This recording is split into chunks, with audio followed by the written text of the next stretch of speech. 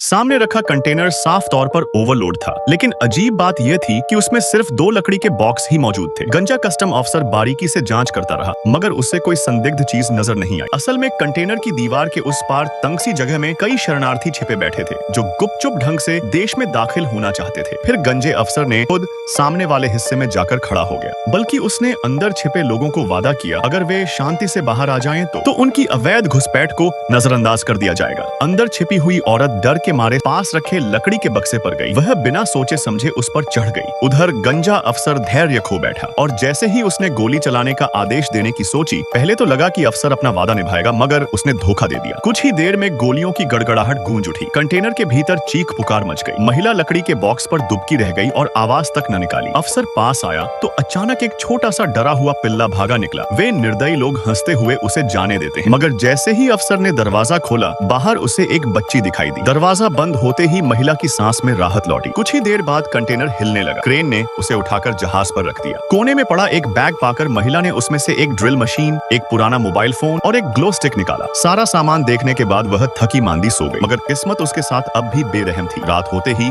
जहाज तूफान में फंस गया। कंटेनर हिलने लगा। महिला ने छेद से बाहर झांका तो देखा लहरें जहाज को डुबो देने पर आमादा है। समुद्री पानी धीरे धीरे अंदर घुसने लगा। वह घबराकर सूखी जगह की ओर भागी। देखा कि कंटेनर अब समुद्र में तैर रहा है। उसका फोन टूट चुका था और अनलॉक भी नहीं हो रहा था। वह हार मानकर बैठ गई, मगर तभी पेट में पल रहा बच्चा हलचल करने लगा। माँ को मानो याद दिला रहा हो कि तुम्हें हार नहीं माननी है। उसने हिम्मत जुटाई और दूसरे लकड़ी के बक्से को खोला। भीतर कपड़े थे, जिन्हें पहनकर उसने गीले कपड़े बदल ली। बाकी बक्सों में टीवी, हेडफोन और शराब की बोतलें थीं। उस समय उसे यह सब बेकार लगा, लेकिन वही चीजें आगे चलकर उसकी जान बचाने वाली थी। उसने टेप लगाकर कंटेनर के छेद बंद किए, मगर कुछ ही देर में पानी का दबाव टेप उखाड़ ले गया। वह समझ गई कि कोई और उपाय खोजना होगा। तभी उसकी नजर प्लास्टिक बॉक्स और रबर बैंड्स पर गई। उसने बॉक्स को काटकर छोटे टुकड़े बनाए और उनसे छेद बंद किए। साथ ही एक पाइप ढूंढकर पानी बाहर निकालने का उपाय भी कर लिया। कई बार दोहराने के बाद पानी का स्तर नीचे आने लगा। वह जिंदा रहने की उम्मीद में फिर से जोश से भर उठी, लेकिन तभी प्रसव पीड़ा शुरू हो गई। गरजते तूफान